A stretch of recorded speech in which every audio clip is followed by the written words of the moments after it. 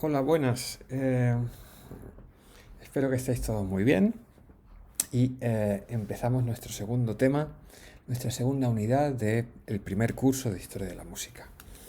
Mirad, la semana pasada, o la unidad anterior, estuvimos haciendo una especie de introducción a la Edad Media, donde planteamos o recordamos más bien algunas cuestiones de carácter histórico, estético, en fin, un poco situarnos en el marco en el que se va a desarrollar la historia de la música que vamos a narrar. Y esta historia de la música va a arrancar en el siglo octavo noveno, entre esos dos siglos. Eh, digamos que vamos a arrancar la historia de la música, como dicen los latinos, in media res, en mitad, en mitad del asunto, por decirlo así. Porque no es que la música se inventase en este momento. La música, como sabemos, ha acompañado al ser humano siempre. Desde las noticias más antiguas que tenemos de las culturas humanas, da la sensación de que la música ya estaba presente. Y de hecho, no conocemos ninguna civilización en que la música no existiese.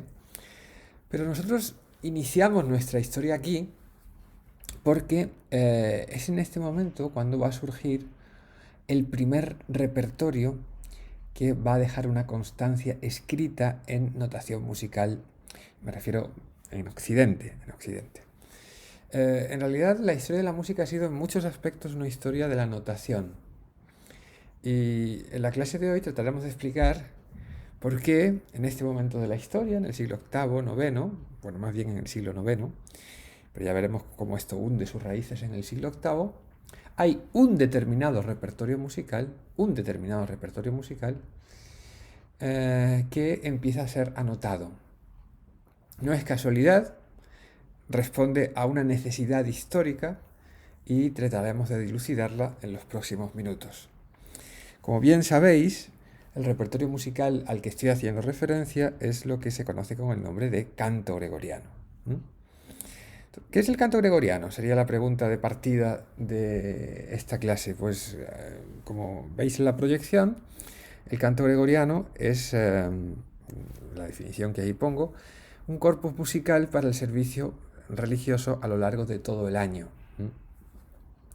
Eh, si las clases se han desarrollado como estaba previsto, habremos escuchado ya algunos ejemplos de canto gregoriano y habremos identificado sus características musicales básicas. Es un canto monódico, vocal, en latín, sobre texto religioso, aunque no comprendamos bien lo que es el significado del texto, pero sabemos que es religioso, que utiliza escalas modales, que tiene un ritmo libre, que no tiene un ritmo métrico, sino que un ritmo libre. Y hay una característica esencial del canto gregoriano que debemos tener presente, que no es solo un canto religioso, sino que es un canto litúrgico. Así que hay que tener presente la diferencia entre lo religioso y lo litúrgico. Lo religioso, como sabéis, es cualquier tipo de acto que trate de conectar lo humano con lo trascendente, con lo divino. Lo litúrgico es un acto religioso que está oficialmente sancionado por una iglesia. Es decir, digamos que es el vehículo de oración eh, común a todos los fieles de una determinada confesión. Mira, precisamente ayer por la noche, iba por la mañana a grabar este vídeo, y ayer por la noche empecé a leer un poemario que me acababa de comprar, un poemario que se publicó el año pasado de Juan Antonio González Iglesias, que es un poeta salmantino que acaba de ganar el Premio Nacional de Crítica. El poemario se llama Jardín Gulbenkian y gira en torno, no sé si habéis estado en Lisboa, pero en Lisboa hay una fundación, que es la Fundación Gulbenkian, que tiene una colección de arte muy interesante y luego eso está en un edificio rodeado de un jardín. Y este poemario pues trata de este jardín. Y me acordé de vosotros porque el primer poema de esta colección se titula Jardín Gulbenkian, o mejor en portugués, Jardín Gulbenkian, no sé cómo se pronunciará esto. Y empieza así, os lo voy a leer. Dice, hay una fuerte relación entre el jardín y la liturgia. Es una forma estructurada de la esperanza. Presupone la idea de la divinidad, la teoría de juegos, la sintaxis. Es una letanía mensurada en el aire. Pone lo momentáneo en lo eterno. Nos pertenece a todos, por lo tanto. Mirad qué forma más poética y más hermosa de definir lo que es un jardín y al mismo tiempo lo que es la liturgia. Me encanta esta frase, es una forma estructurada de la esperanza. Bueno, en realidad toda la cita, luego el poema sigue. Es un poemario que por lo que he leído está muy bien. Bueno, pues esto, que vamos a hablar de un repertorio que ha tenido una función esencialmente litúrgica. Es decir, que ha servido para acompañar las oraciones oficiales del cristianismo durante mucho tiempo. En realidad, desde épocas muy remotas, vamos a poner precisamente el siglo VIII hasta el Concilio Vaticano II. Aunque aún hoy el gregoriano es el canto oficial de la Iglesia Católica y se supone que es el recomendado por la Iglesia para la celebración de sus cultos, aunque ya quedan muy pocos centros de culto donde se utilice este repertorio. Bien, para comprender lo que es el gregoriano hay que comprender lo que es la liturgia y cómo se organiza lo que se denomina el año litúrgico. Como digo, el gregoriano va acompañando la liturgia en el transcurso de todo del tiempo y vamos a hablar de una cosa que muchos de vosotros conocéis, cuál es la organización de la liturgia cristiana. La liturgia se organiza en torno a dos ejes. Uno se llama el propio del tiempo y otro que se llama el propio de los santos. El propio del tiempo es el que celebra los grandes acontecimientos de la vida de Jesús, que es el fundador de la confesión de la que estamos hablando, ¿no? Bien, hay dos grandes acontecimientos en la vida de Jesús que son los dos grandes momentos del año litúrgico. Uno es su nacimiento, que se celebra el 25 de diciembre, que es la Navidad, y otro es su muerte y resurrección, que se celebra en la Semana Santa, que es el Triduo Pascual. Estas dos grandes fiestas hay que prepararlas, celebrarlas y prolongarlas. Y esa preparación, celebración, prolongación es lo que se llama el ciclo de Navidad, en el caso de la primera, y el ciclo de Semana Santa o ciclo pascual en el caso de la segunda. La preparación de la Navidad se llama Adviento. Son 4 domingos antes de la Navidad. La celebración es la Navidad y después la prolongación son 4 o 6 domingos posteriores, depende del año.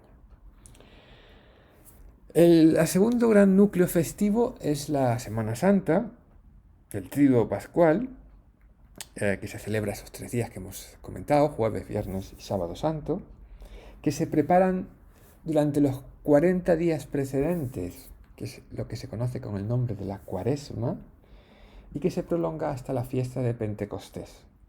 Como la Semana Santa es variable en su celebración, porque depende no del calendario que nosotros utilizamos, sino del calendario judío, que es un calendario lunar, depende de cuándo sea la luna llena, pues ya sabéis que este ciclo de Semana Santa, este ciclo pascual, se va moviendo todos los años de fecha, más o menos por la primavera, ¿vale?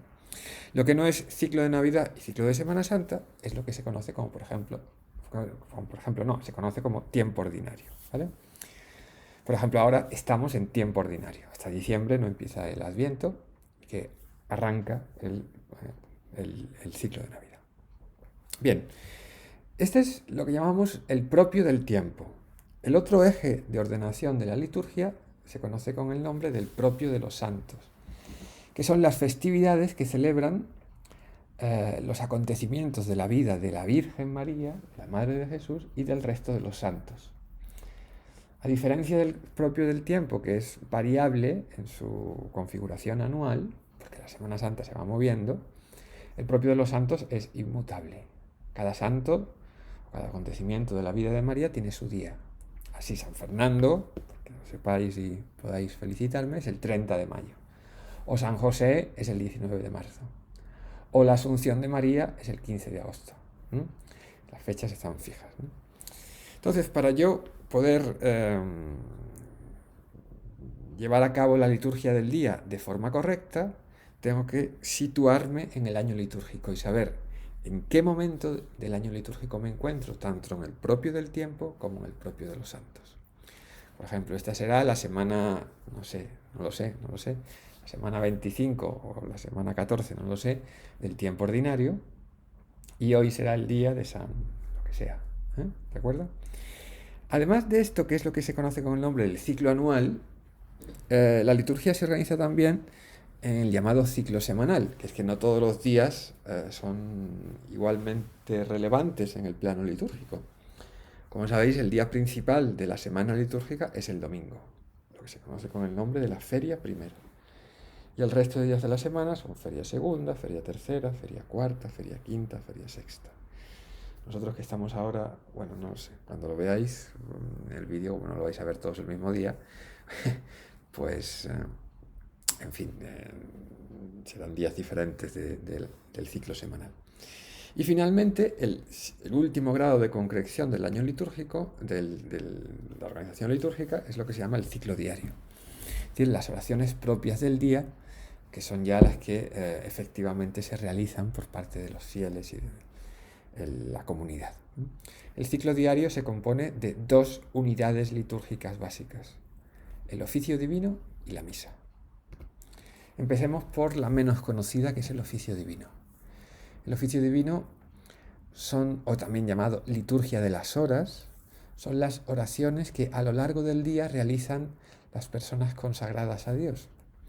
Y me estoy refiriendo especialmente a los monjes, también a algunos sacerdotes. En los monasterios, la obligación del monje era trabajar y rezar conforme a lo ordenado en esto que conocemos como oficio divino. Digamos que la vida del monje está estructurada por la liturgia de las horas. Vamos a imaginarnos un monasterio benedictino, cisterciense, en la Edad Media, o ahora, porque todavía existen estos monasterios, pero en la Edad Media se regían su horario por cuestiones solares, claro, porque digamos el tiempo estaba dividido por, por las horas de luz y de sombra que había en cada momento del año. Los monjes se levantaban al amanecer y lo primero que hacían era rezar las llamadas laudes. Y el día se acababa al anochecer con el rezo de las vísperas. Entre el amanecer y el anochecer se disponían una serie de oraciones que se conoce con el nombre de las horas menores y se denominan como prima, tercia, sexta y nona. Después de la oración de las vísperas, que son las oraciones principales del día y que son las que musicalmente más importancia, más relevancia han tenido, porque eran las oraciones más elaboradas, y seguramente conocéis algunas composiciones inmensas del repertorio occidental, como las vísperas de la Beata Virgen de Monteverdi, o las vísperas solemnes del Confesor de Mozart, ¿no? que se compusieron, que se escribieron para ser interpretadas en este momento, para esta oración de las vísperas, o incluso conocéis, ya sabéis que, bueno, ahora explicaremos un poquito cómo funciona, pero una de las oraciones principales dentro de las vísperas es el Magnificat, y hay muchísimos Magnificat compuestos por compositores de todas las épocas, precisamente para ser interpretados en este momento. Bueno, pues digo que después de las vísperas y antes de irse a la cama, después de tomar la cena, pues los monjes rezan las llamadas completas. Y luego, por si no fuera poco, después de haber rezado tantas veces al día, en medio de la noche, la campana de la iglesia les despierta para que recen los llamados maitines. Como esta oración tenía, digamos, poco éxito, en tanto que esto de levantarse de la cama en mitad de la noche, pues siempre ha sido un sacrificio, también en la Edad Media, pues los maitines en el siglo X fueron trasladados justo delante de los laudes, de modo que los monjes se levantaban, rezaban maitines, laudes, y ya empezaban su jornada laboral, ¿vale? Este es el oficio divino. El objetivo del oficio divino es rezar unas oraciones de muy antigua procedencia y que se encuentran en el Antiguo Testamento, que son las que se conocen con el nombre de los salmos. Digamos que el objeto principal del oficio divino es rezar los salmos, que ya desde el judaísmo eran textos especialmente indicados para la oración. Además de los salmos, a lo largo del día, a lo largo de la liturgia de las horas, hay otras oraciones, como por ejemplo el Magnificat, en el momento de las vísperas, que no es un salmo. Vale, eso es el oficio divino, que es uno de los núcleos, como digo, del ciclo diario de la liturgia. El otro, mucho más conocido, es la misa. Uy, se me ha ido. Un momento, que se me ha ido la diapositiva. A ver, ¿dónde está la misa? Aquí.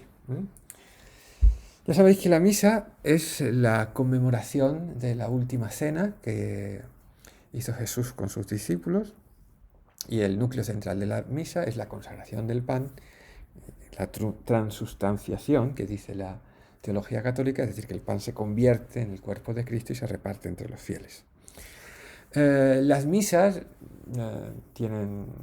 se pueden analizar, es un acto litúrgico muy complejo que se puede analizar de muchas maneras. Y las misas, en todas sus oraciones, estaban cantadas. Quiero decir, una misa en la Edad Media o una misa en la Edad Moderna era raro que fuese rezada, como son las misas de ahora, sino que todo se cantaba. Pero no todo se cantaba de la misma manera. Había ciertos textos de la misa que se cantilaban, es decir, que se cantaban con una entonación, en fin, que servía para muchos contextos distintos, y hablaremos de estas cantilaciones, y otros textos de la misa que tenían melodías libres y propias.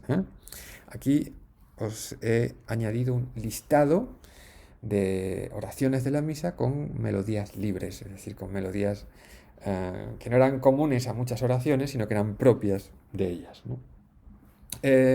Estos cantos con melodías libres pueden ser divididos en dos grupos. Por un lado, los que van cambiando en cada una de las celebraciones, que son los que se llaman el propio de la misa, y por otro lado, los que son fijos en todas las celebraciones, es decir, que en todas las misas reaparecen, que es lo que se conoce como el ordinario de la misa. El Kyrie, el Gloria, el Credo, el Sanctus y el Agnus Dei son los cantos del ordinario de la misa, y en todas las misas, bueno, hay algunas excepciones, pero no vamos a entrar en eso, en todas las misas los encontramos. De hecho, a partir de un determinado momento, cuando un compositor dice que compone una misa, es que pone música para los cantos del ordinario de la misa. Una misa de Mozart, o una misa de Schubert, o una misa de Palestrina, en realidad son estas 5 secciones: Kyrie, Gloria, Credo, Sanctus y Agnus Dei. Pero el resto de las oraciones de la misa también se cantaba en canto gregoriano, y con una melodía propia, en el caso del introito, del ofertorio, del gradual, del aleluya, de la comunión y del misae. Así que el propio y el ordinario, ¿vale?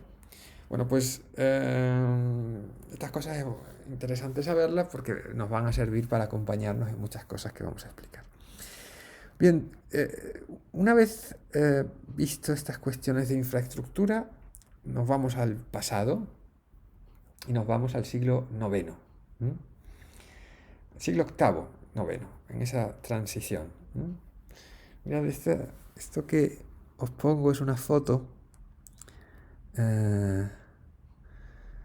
de los restos de la muralla islámica de Madrid. Esta es una foto aquí de cercanía.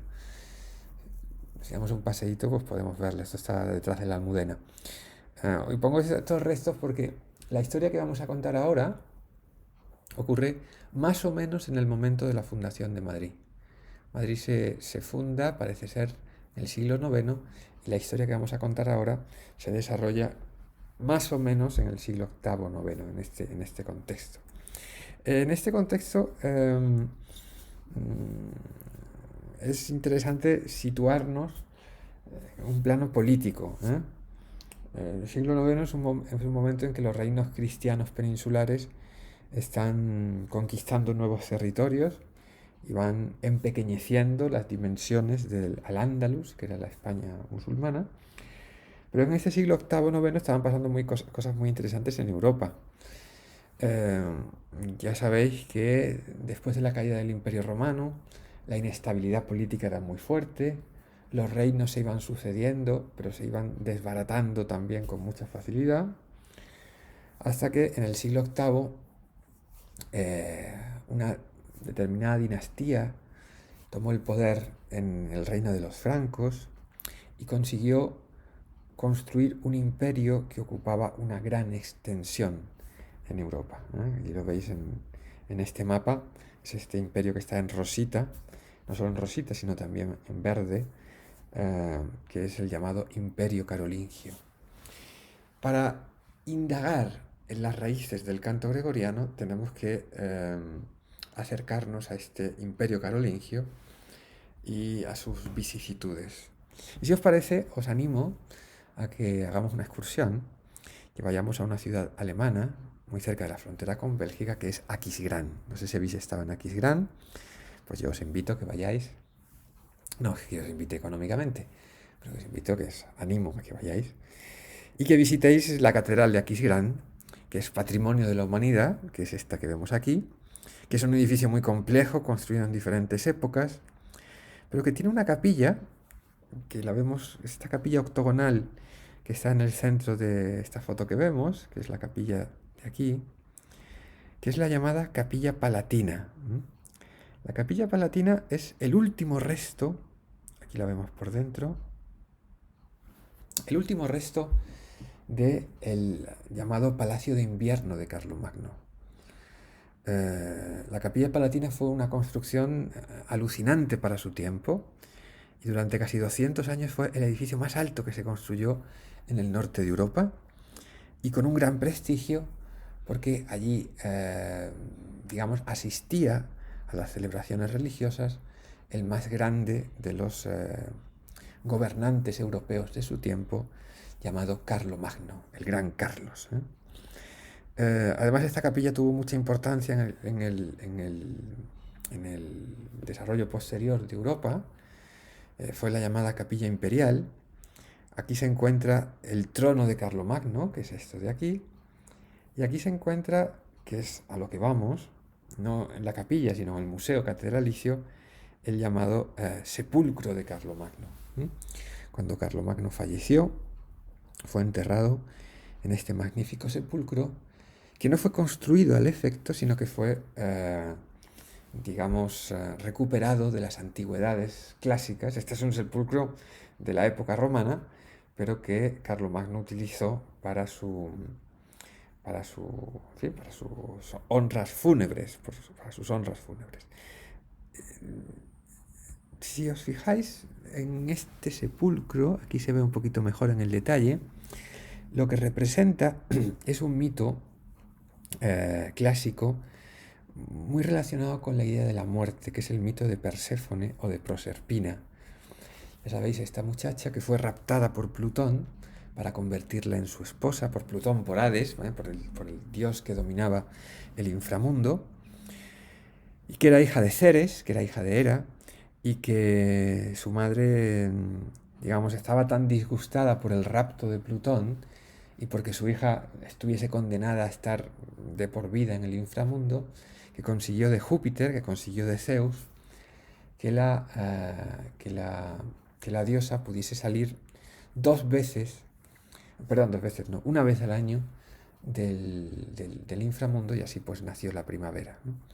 Entonces, digamos, este mito de Proserpina, el mito de Perséfone, es un mito que está muy vinculado a la muerte, porque es una muchacha que viaja al inframundo, que viaja al mundo de los muertos, y también está muy vinculado a la esperanza de resurrección, porque Proserpina vuelve una vez al año y pasa 6 meses en el mundo de los vivos, que es el momento de la primavera, que es el momento del renacimiento.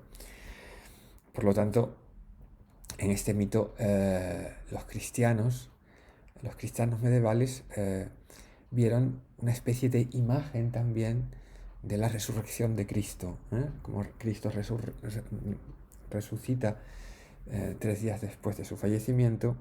Estaba un poco prefigurado en este mito del renacimiento de Perséfone en la antigüedad. Bueno, ¿para qué cuento esta historia? Pues cuento esta historia para que veáis un poco cómo esta Edad Media y esta Edad Media profunda, esta Edad Media, esta alta Edad Media, tenía muy presente su relación con la antigüedad. Es decir, las historias de la antigüedad, los objetos de la antigüedad, las consideraciones de la antigüedad, no eran algo que fuese ajeno a ellos, sino que Carlomagno y todos sus contemporáneos se sentían herederos y reinterpretaban el mundo clásico incorporándolo a su propia concepción de la realidad. Pues bien, lo que yo os quiero contar es que en el año 800, en esta aspiración a pertenecer a la estirpe antigua, al mundo de los griegos y al mundo de los romanos, se produjo un acto verdaderamente que marcó la historia de Europa, que es que el año 800 Carlomagno consiguió que el Papa le coronase, le nombrase emperador. Emperador como los antiguos emperadores del Imperio Romano. En el 476 se había roto la sucesión de emperadores del Imperio Romano, pero en el año 800 se retoma ese cargo y ese cargo, perdón, recae en la figura de Carlomagno.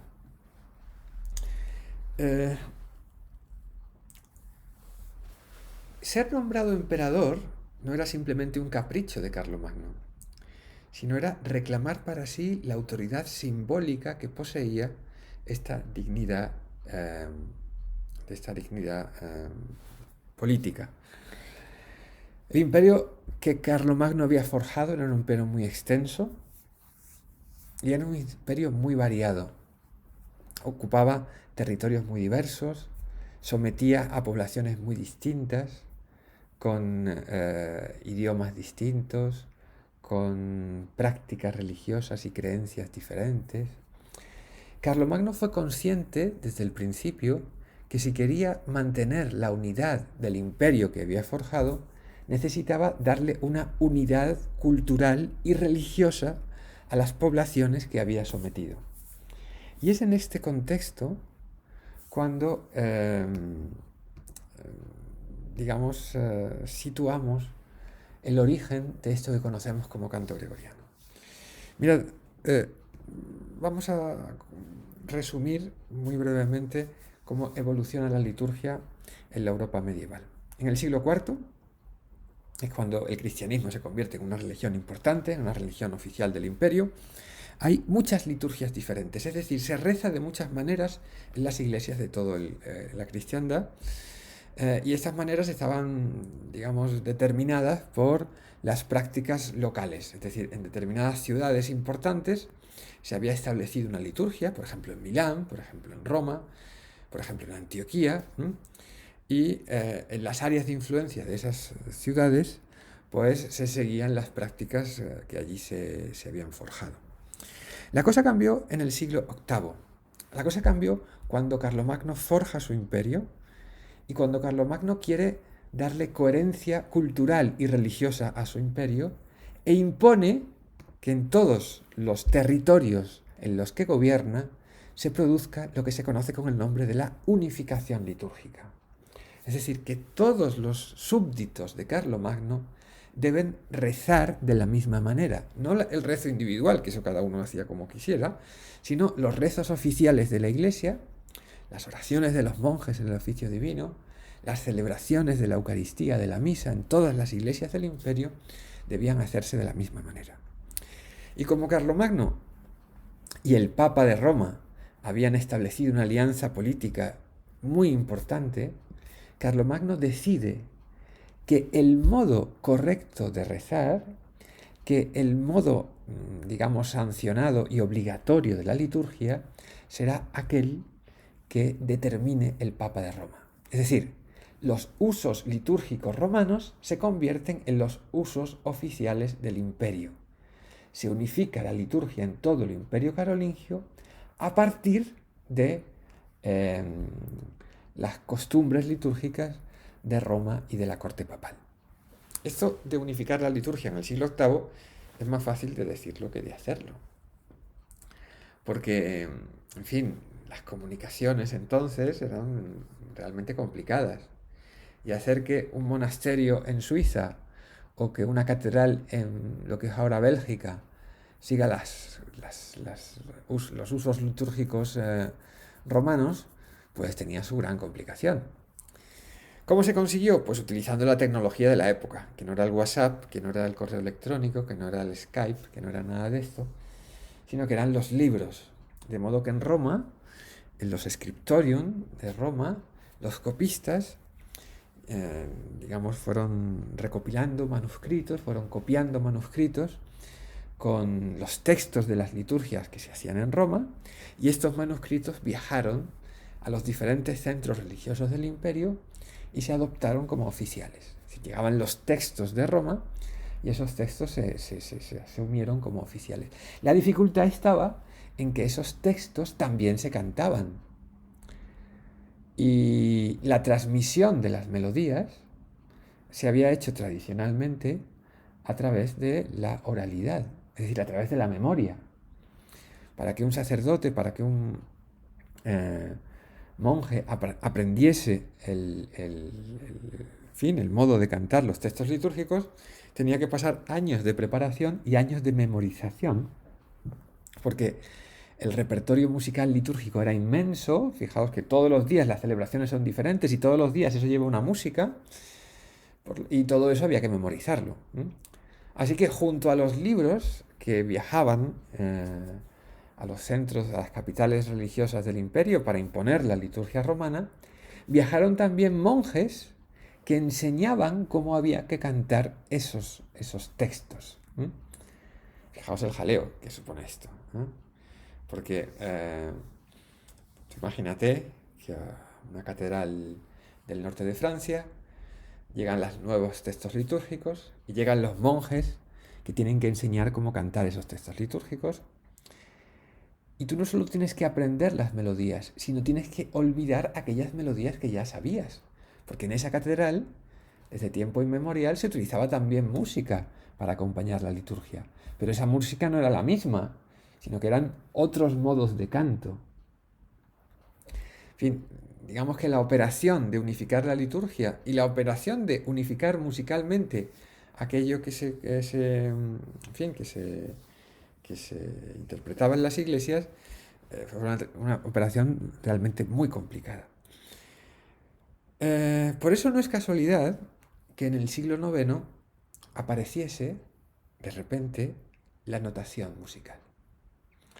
Las primeras notaciones occidentales surgen en el siglo IX y surgen precisamente para recoger el repertorio litúrgico.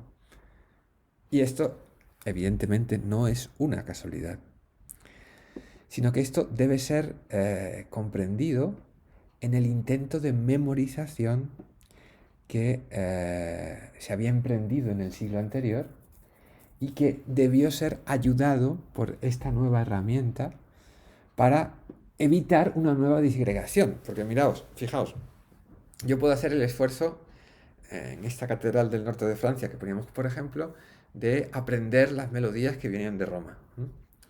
Pero yo que he aprendido estas melodías a partir de las enseñanzas que he recibido de un monje que procede de Roma, luego tengo que transmitirlas.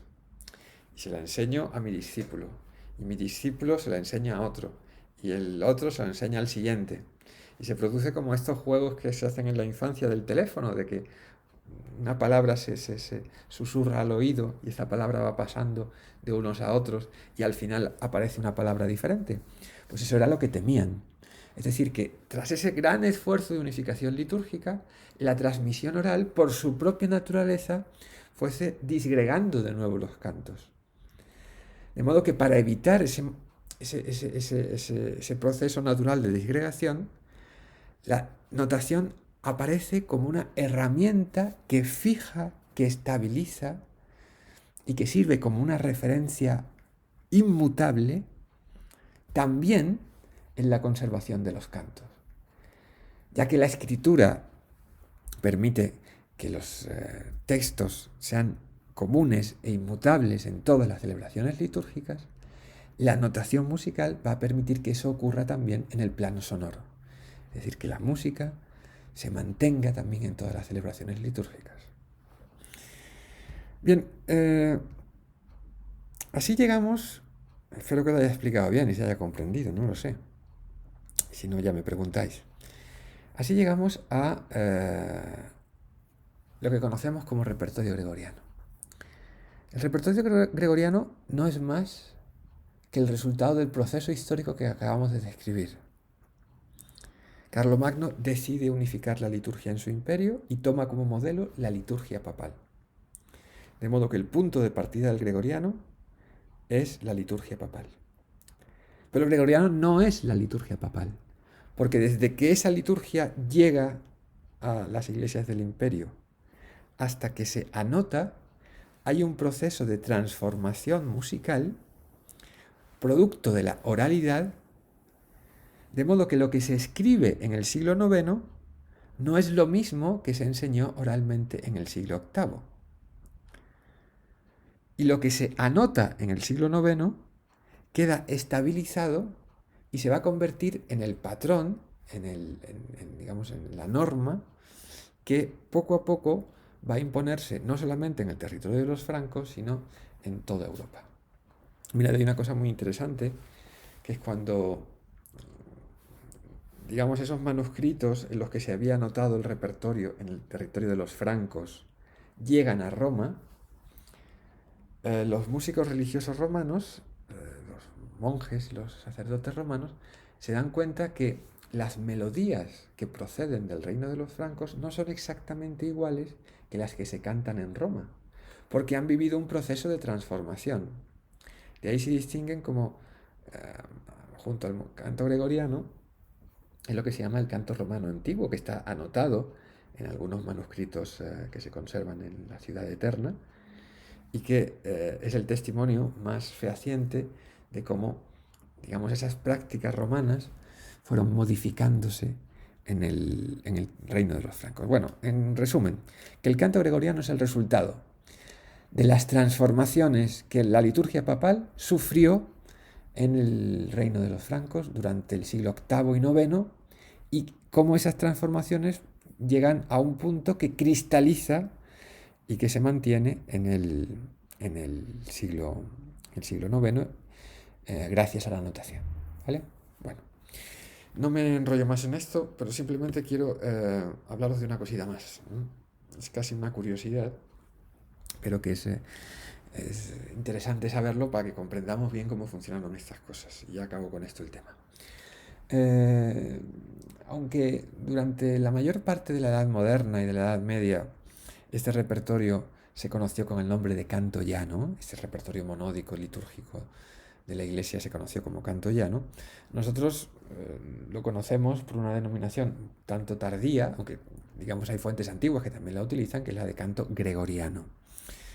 Esto de canto gregoriano se vincula a un papa, que es el Papa Gregorio, el Papa Gregorio Magno, al que se le atribuye el origen de este canto. Se dice que el Papa Gregorio Magno fue el que creó, ordenó o dispuso este repertorio litúrgico. En realidad esto no es más que una leyenda. El Papa Gregorio es anterior en varios siglos a la historia que acabamos de contar. Lo que pasa es que el Papa Gregorio era tan prestigioso, era tan magno, era tan grande, era tan importante, que cuando los monjes romanos viajaron a las capitales del Imperio Franco llevando esta nueva liturgia, o esta liturgia romana que ahora se debían asumir como propia en estos territorios, esta expansión de la liturgia romana fue acompañada de una leyenda, que fue la leyenda de San Gregorio y su papel como inventor, entre comillas, de este canto. Dice la leyenda que San Gregorio le pidió a un copista, a un monje, que anotase lo que él le iba a dictar. Entonces se colocó detrás de una cortina y empezó a dictarle los textos y las músicas de la liturgia. El monje no lo veía, porque estaba detrás de una cortina, pero notaba que después de cada frase el Papa se paraba y después proseguía. Entonces, en un momento de curiosidad, descorrió la cortina, miró y descubrió que el Papa tenía posado en el hombro, como vemos en esta ilustración, una paloma. que le iba dictando al oído lo que él luego entonaba. Esa paloma, evidentemente, es el Espíritu Santo, una de las personas de la Santísima Trinidad, y lo que cuenta la historia es que el Papa lo que estaba haciendo es recoger al dictado lo que decía el mismo Dios, ¿no? ¿Cuál es el sentido, cuál es la moraleja de esta leyenda? Pues una moraleja muy clara. Los cantos que desde Roma se expandían por el resto del imperio no eran unos cantos cualquiera, sino que eran cantos que estaban directamente inspirados por Dios a través de un Papa Santo que fue San Gregorio. Por lo tanto, estos cantos eran superiores a los cantos locales, a las prácticas locales que se hacían en las diferentes capitales del imperio, y debían ser asumidos sin rechistar. Pero es que además, al ser inspirados por Dios, debían ser conservados en su integridad. Y el esfuerzo por conservar estos cantos implicaba un gran esfuerzo de memoria, pero también un gran esfuerzo de ingenio que fue el que llevó a inventar la notación musical. Sobre la notación musical, en este punto, continuaremos en la próxima clase. Muchas gracias y adiós.